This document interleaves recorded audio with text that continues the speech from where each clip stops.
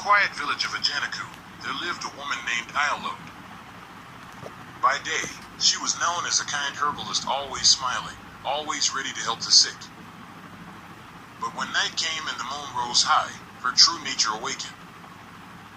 When the cock crowed its first call, Iolode would lock her doors, blow out her lamp, and whisper strange incantations. Her eyes would turn fiery red, her tongue would split into two, and her skin would shed like a snake's. Within moments, she would transform into a giant black serpent with glittering scales and venom that could melt stone. Each night, she slithered silently through the village, her long body gliding over the ground like smoke. She would crawl into people's compounds, pick a victim, and strike swiftly. By morning, the villagers would find another lifeless body, pale, cold, and with two small bite marks on the neck. Fear spread like wildfire. No one dared to go out after sunset.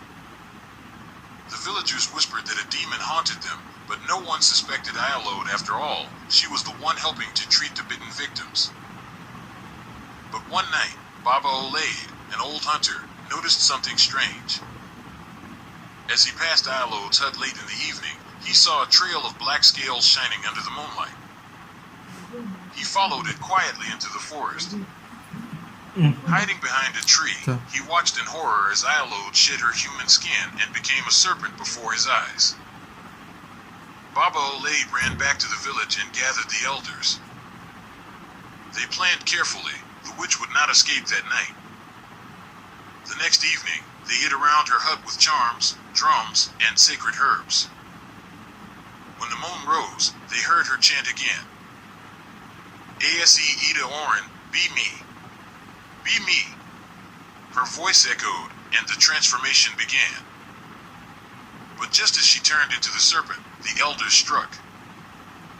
They threw sacred cowrie shells, poured salt and hot palm oil at her door, and began to chant powerful incantations.